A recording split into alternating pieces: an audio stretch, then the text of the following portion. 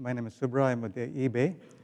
So my talk is going to be mostly about a little bit boring compared to the previous talk. So I want to set the expectation here. In the past 2 years, I've seen major evolution. I was at Sun Microsystems, where we are pushing the envelope and trying to get the public cloud out, and it didn't happen, unfortunately. So now on eBay, there is really a big push within the company to go cloud. So I'm right in center of the middle of the strategy, architecture, and most importantly, security. So today, what I want to do is I want to talk about some of the key areas that, when people say security, what does it mean? What are the big concerns, right? Where we should focus on? What is the FUD? There's so much of FUD around, is security bad, in cloud? Why is security different in cloud, right? So there are a lot of questions around that. So I'll try to see if I can add some clarity. Okay, nice. So I think needless to say, there's been a lot of surveys in the last 2 years. IDC did it. I saw a couple of CISO studies. And everyone says security is a big deal, right? So one of the biggest concerns being, how do I protect my data? How do I trust a third-party provider with my data? And yesterday, whoever was in Cloud Camp, there was a session on healthcare. And was anybody from? Yeah. So there's quite a bit of discussion around healthcare and security. How do I maintain HIPAA compliance in cloud? Right. It's a whole different subject. We're not even there yet, right? But even before that, can I trust the cloud provider? What is the security risk with insider threats? Can I trust a rogue administrator who can hack into perhaps a hypervisor internally and take away all the data with that person? So all that stuff is there, but I want to kind of say, what is it different? I would say one of the biggest issues is transparency. And that today, if I go to a public cloud, I don't know exactly what I'm getting, what kind of service level agreement I have with respect to whether it's performance or security. Right? Availability is a security issue in some sense. The other aspect is the perimeter is melted. It's come closer to the data. So as I get closer, can I move my controls close to my data, right? If you think about how we have been doing business for the last 10 years, we've been putting a lot of security on the perimeter instead of focusing on the application layer.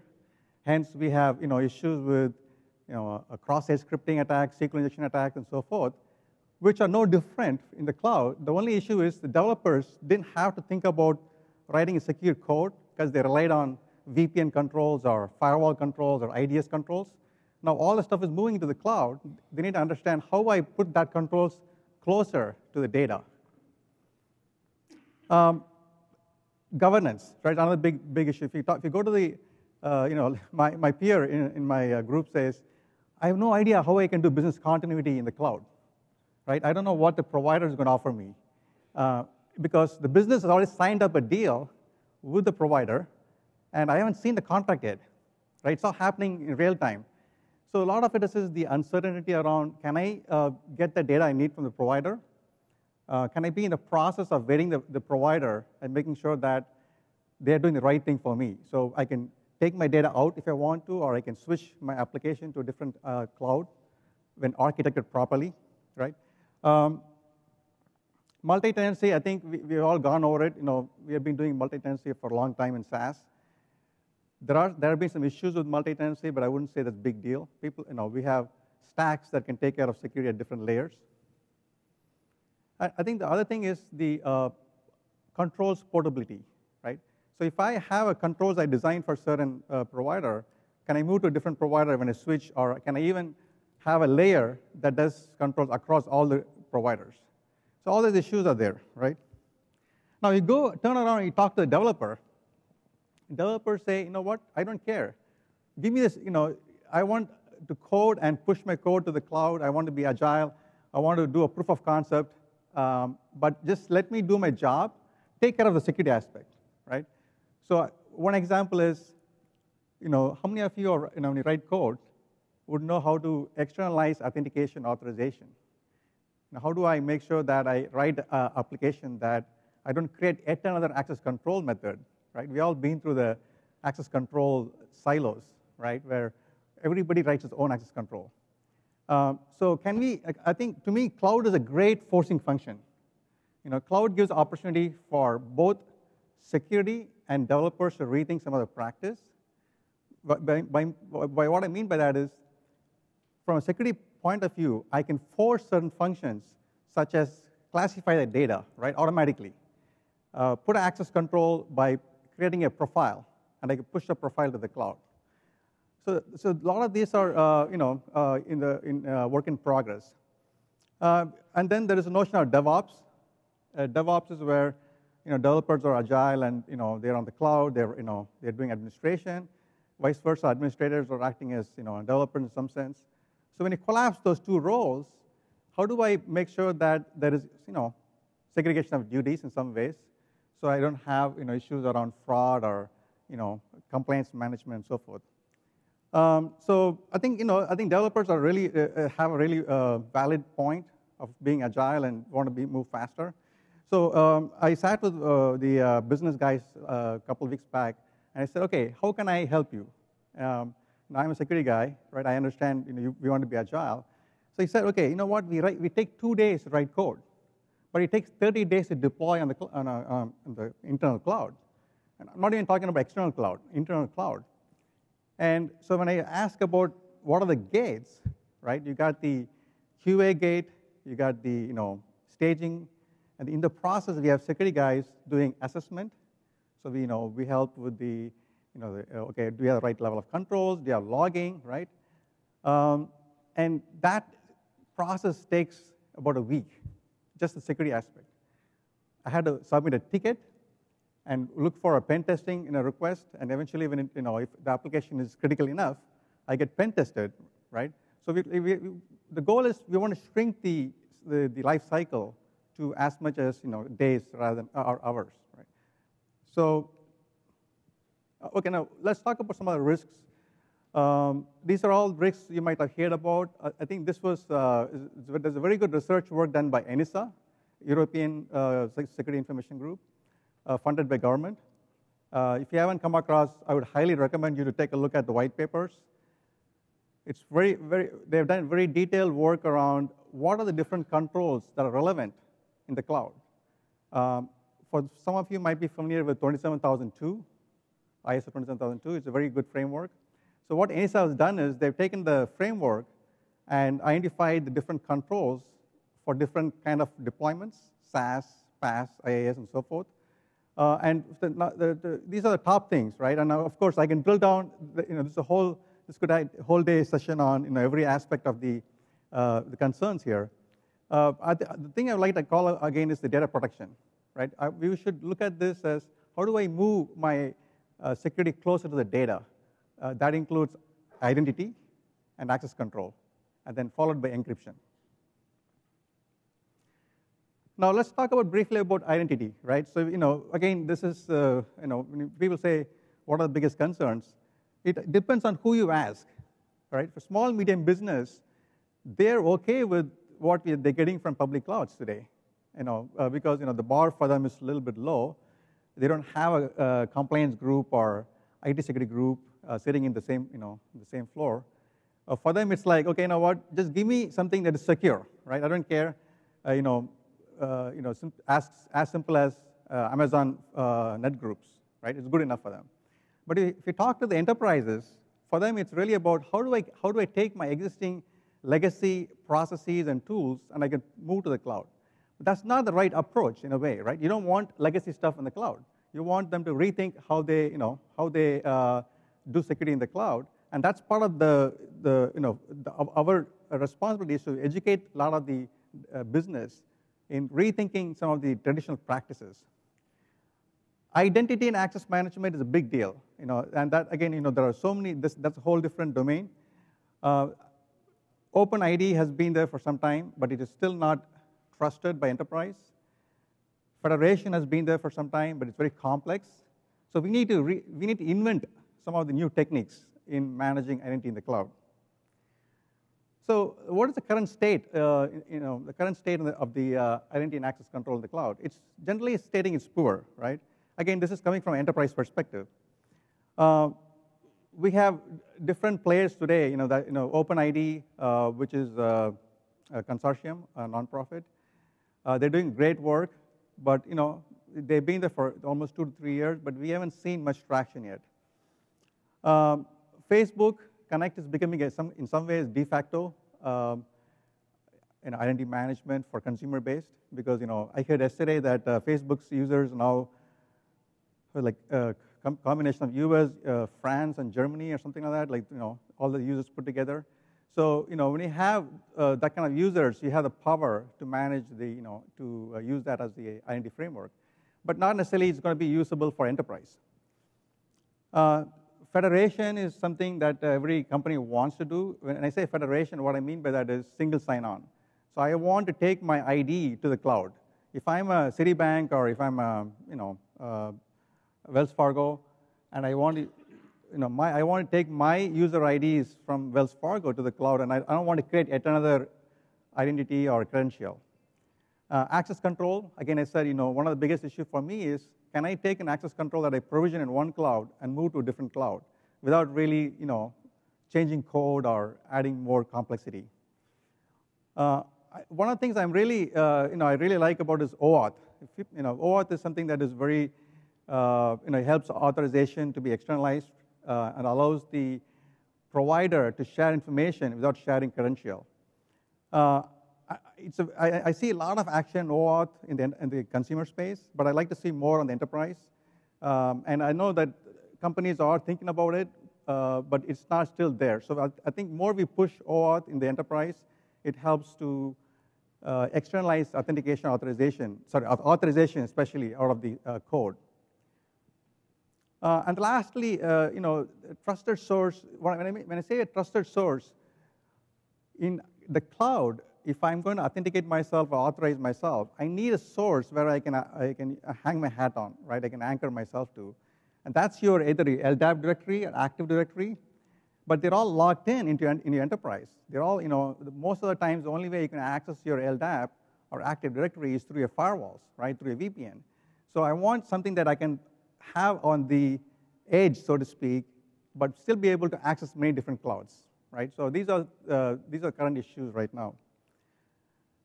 So today it is unfortunately it's a pay-as-you-go model. We need to get beyond that. This model does not scale for us. And okay, so let's talk about so what does it mean? How do we get there, right? So this is a code that came from CSA, which stands for Cloud Security Alliance. Is that cloud computing is about gracefully losing control, right? So it's end of the day, we're going to lose control. I mean, it's a business model. We have to get over it, right? We have to make sure that we get to a point where we trust the provider, but that's going to happen over a period of time. And at the same time, we want to make sure that we understand who owns what, right? The responsibility scope. Am I responsible for patching, or do you responsible for patching as a provider? How do we get there? So to me, security has been, security professionals are coming from one side of the spectrum, being more of an iron-handed in some ways. So we need to have a two-pronged approach. One is we need to mitigate risk. Security doesn't change. The same old principles apply. Defense in depth, isolation, segmentation, they all apply. They don't change, right? We're going to have that baseline security. But at the same time, we want to enable the business to move faster with the cloud models. How can I make my developers faster? How can I make my business faster when they go to SaaS? So now, the approach I would say is that today it's been a one-size-fits-all model. So when security folks go to a review, for a review, or they do architecture consulting, they look at every aspect, every application as equal, right? We want to move more to a risk-based model. So as you can see on the right quadrant, we have a low agility, which means like today most of the applications take 6 months or 9 months to write and move to the cloud, move to a data center. And they could be high-risk profile or low-risk profile, depending upon the kind of application, right? If you're storing credit cards or PII, they're more high risk. If it is we have a really high IP, like a source code, they're high risk. But and we have a methodology. We apply that methodology for all of them. One size fits all. What do you want to do is we want to move this to a two-prong. One is let's find a way to automate all the low-risk profile workloads, right? Let's have pre-approved patterns. So one of the things I'm pushing for is let's create patterns for certain type of data, patterns for certain type of deployments. So when I am a developer, I go to a cloud portal and I want to push an application. I choose the right profile and say, yep, I'm self-certified, I'm done, right? I don't need to talk to any security guy. I don't need to talk to anybody. I don't have to open a ticket, right? So it's pre-approved. It's data-driven, and as simple as that. And then let's take on the other side, we have high risk. These are applications that again may have a lot of IP data or your credit card data and so forth. There, we want to automate the controls such that the controls are automatically embedded into the application. So one example is policies, right? So the policies are today the firewall policies, authorization policies, all that. I want that to be part of the layers of the infrastructure as a service, platform as a service, so I don't have to think about it. So we need to move this in a faster life cycle. And so I really wanted to make this as an architecture discussion to start with, where we look at security at every layer. And so if you look at the bottommost rectangle there, these are traditional controls. You have the firewall, IDS, IPS. In some cases, encryption, right? Encryption is a requirement for certain type of use cases.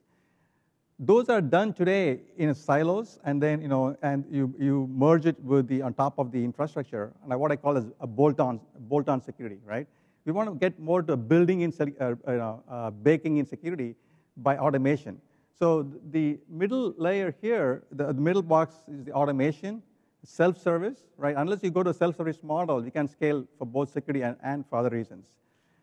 So this is the architecture that should evolve into patterns, right? This is a very high-level diagram, but again, want to make you think along those lines. So now let's talk about the identity requirements, right? So one of the options is that if you look at users coming from any device, and they're going to access either either a bank or or Facebook, right, or your internal applications. One option is to have a broker, right, identity broker. Now the problem with the broker model is that can that serve as a trusted third party? Because when I say trusted third party, can I trust my attributes, my user information to a third party to manage? I always want this to be up, right? It has to be up all the time, because if I can't log in, I can't get my job done, and I'm losing money. Need to support multiple type of keys so that I can use a password for certain type of application and perhaps strong authentication for some other type of application.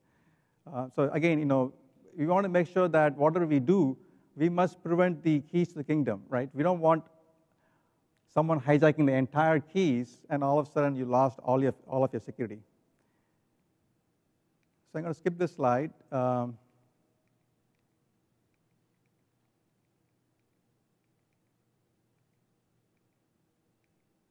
Bear with me for a second. And one of the things I like to see is leveraging of standards. We want to see, oh, I'm sorry. Moved too fast there.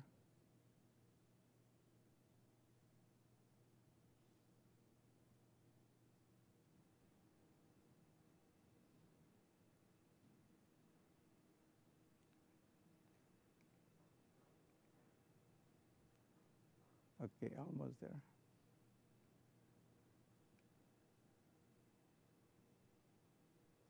The joy of having a PowerPoint presentation that has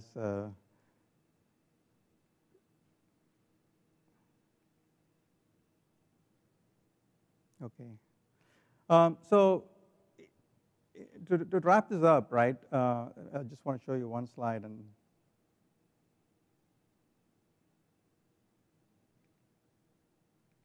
Okay. So we need to see more of standards like SAML, SPML, OAuth adopted by cloud service providers. And there are some identity as a service providers out there. I've seen some of them like Simplified or Ping Identity.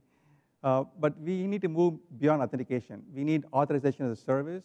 Can we do auditing as a service, right? There are some efforts like cloud audit, which the idea is to do real-time audits in the cloud.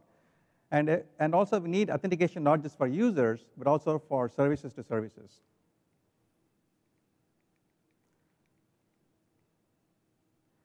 So I'm sorry again.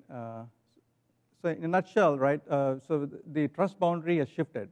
It is shifted from your enterprise to the cloud. With that, we need to also make sure that the controls are portable across the clouds. We need to make sure that we build data protection right into the application and not outside in a perimeter model. We need to make sure that we have transparency from the cloud providers. So we know, unless we get transparency, we don't know what exactly we're getting from the service provider. Help developers understand as much as possible how to externalize the security from the application, whether it's authentication, authorization. So that's my presentation. Are you doing questions? Got a few minutes? Yes. A lot of the security model seems to be based on the idea that you have to construct your own fortress. Mm-hmm. And I find out in the real world, in the big blue room, that I don't have to build my house out of battleship steel and mount Gatling guns on the corners and things like that, whereas that is pretty much the model that we seem to be using for our computers connected to the internet. And I'm wondering if the cloud model might actually be the way to the most security, where indeed you can partly count on your provider, but you can have many third parties that are out roaming the internet and making sure that the people that broke into your computer are now in a Turkish prison without access to a bar of soap. That may be a little extreme, but there are possibilities here where we can reduce the threat.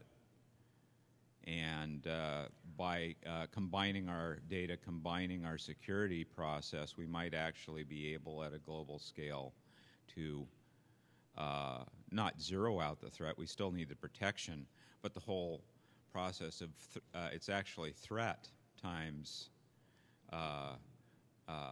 probability times cost that we really want to minimize here. Yeah, so there are some companies out there that are sharing intelligence, right? Like say, I know VeriSign has an offering where they go to different clouds and they collect from their probes, right? But I don't know if the threats are going to change. It's going to get worse because for one, it's the applications are in few clouds, so it's primed to attack. So if I attack DNS or if we do a DDoS, right? But those threats come from agents. What can we do to neutralize the agents? Sorry? The threats come from agents. Sometimes the agent is stupidity. Sometimes the agent is a bored teenager in Bucharest. How can we reduce that? And how can we use this capability to do so? Yeah, so that's a problem that we've been fighting for so many years, right? So there are a lot of partnership with law enforcement. There's a lot of information. So one good thing about crowdsourcing, so it's also going to the FBI's and the good guys are able to source intelligence. Yeah, we might not want to use Gen 1.0 security systems. We might have some better ways to do it. Absolutely. So there is obviously the possibility of using multiple different providers, entire new security models which are possible when you have common components and infrastructure. And there's a wonderful paper by a chap called Chang Ning which was all about price and quality of service and how you could use multiple unreliable providers to create a level of resilience that you could never possibly have with a single provider. And that's the principle of also behind RAID and also what Mark Masterson talks about in terms of redundant array of inexpensive clouds. Subra, thank you very much. It was a delight. Please put your hands together.